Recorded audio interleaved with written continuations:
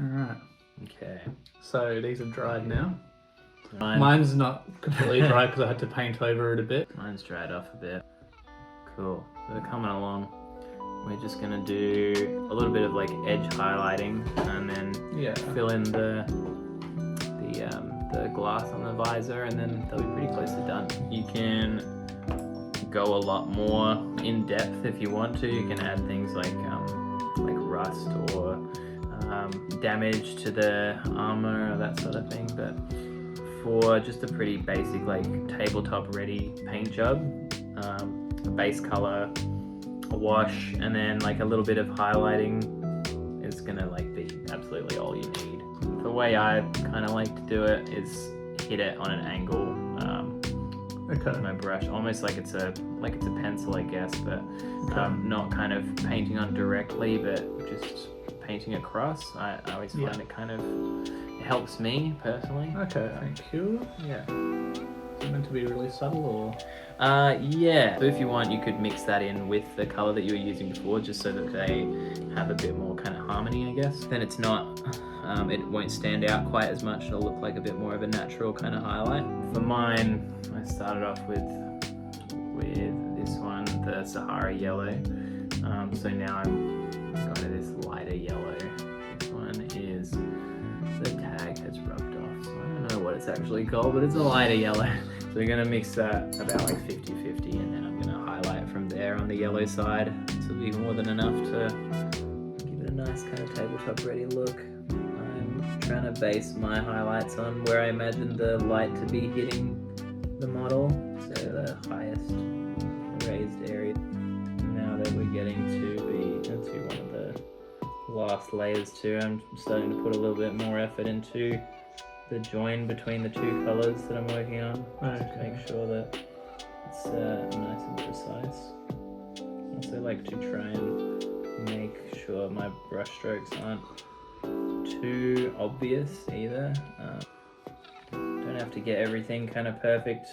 It's like we'll rarely ever kind of work out that way. So every time you paint something, you kind of learn something that will kind of help you and something to avoid, I guess, the next time.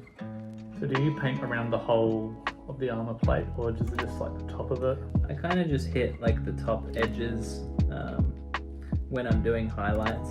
Yeah. I guess that's what I was meaning by the volume it creates. Like it starts to kind of give the object depth if you have highlights on the top and lowlights on the bottom. It just makes the whole thing over look a lot more realistic. And Okay. if you want, you can borrow my light if you want. You can have the. It's gonna be a little bit. It's alright. A stretch. I can kind of see it better. I'm starting to get to the point on the yellow side where I think I'm pretty happy with the edge highlights, so I might move on over to the other side. Another way of doing this a little bit more, like a little bit quicker, is a dry brush. That's definitely something you can Dry do. brushing it? Yeah, it's like where you use like an older brush that's a lot more splayed out and crusty or hard, and you just kind of go over the whole model and give it like a dust. Even if they're not perfect, they just kind of make the model look like a little bit more interesting and More depth, as you said. Yeah, there's like a ton of different techniques you can learn and use to improve how your models look, or make them a little bit easier to paint. Like what? Well, even like the dry brushing that I was talking about, like some people are incorporating that into a method called slap chop, which is kind of like a zenithal highlight that I was talking about before, but you prime the model in black and then dry brush like a light grey over the top of it, and then you use mostly contrast paints after that to build off the existing highlights. I'm usually never happy with my first layers of paint or my first highlights until I've gone over them like 3 or 4 times, and I'm like, okay, this looks passable. But all comes down to everyone's individual standards, what they like, what they think looks good. And yeah, there's no right or wrong or anything. You don't have to be an expert. Like, as long as you're having fun, as long as you're happy with the stuff that you're making, it serves the purpose that you want it to serve. What if I'm not happy with it? If you're not happy with it, then there's plenty more models. Just chuck that one out. Go buy a new one. It's a good idea. I'm gonna start doing the highlights on the green side. Okay. We were gonna go blue, but it looks like it's gone green. It's turned green. Yeah, that's fine then. Sometimes these things happen. Do you think camo would work, or would I have to do camo then go over it again with highlights? Camo you could just do by doing little kind of obvious brush strokes on the model, Okay. almost like smudges, I guess. So you definitely could do the camo if you want to. Is there a way to do it as like a kind of a very light kind of wash if I didn't want to make the camo look like it's brand new? Like So worn in? you could always do another wash at the end, or at the end do a dry brush over everything with something really light. Light as in kind of like not too much paint. Yeah. That could definitely be an option if you wanted to. I actually kind of see what's going on here, and it's looking good. Yeah, it's starting to get It's the just feel very for it. subtle, Yeah. but like it actually does make a big difference. Yeah. Subtle is what we are aiming for, really. Just not used to it. Yeah. I'm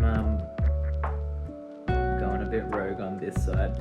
I'm changing up my highlighting method to be a little bit less like just lines and more just scratchy kind of brush strokes, just to give it a little bit of a different texture and effect. How do you do that?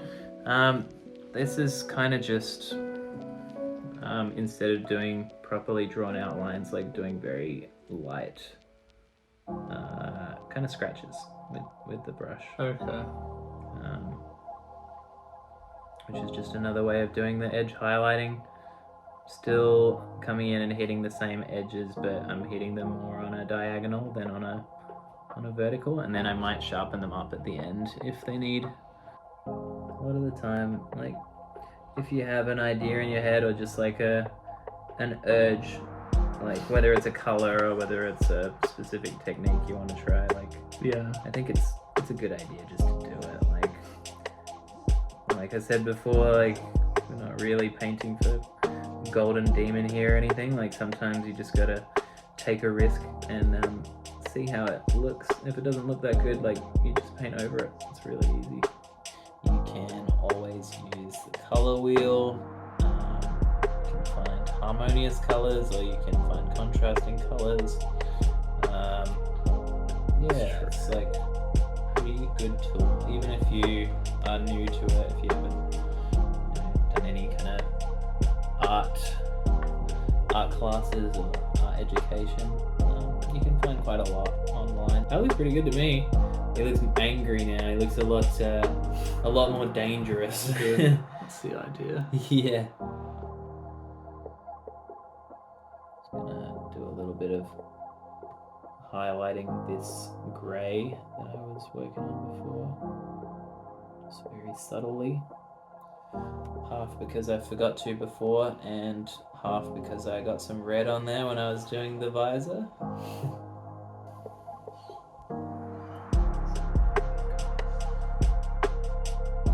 Pretty happy with how this guy is coming out.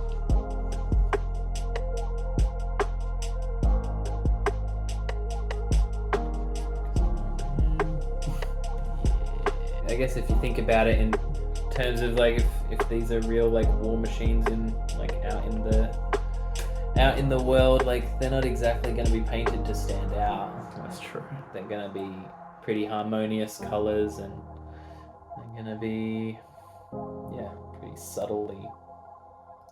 I Like, I'm pretty happy with how this has turned out. Yeah, he looks kind of like a Gundam robot to me. These two just chilling. Yeah, I'm definitely gonna have to find a cowboy hat for this dude. I think they're about ready to do battle. I would say so. Hell Next yeah. time we'll be trying out the game and seeing if we can figure it out. Sweet, sounds good to me. Yeah.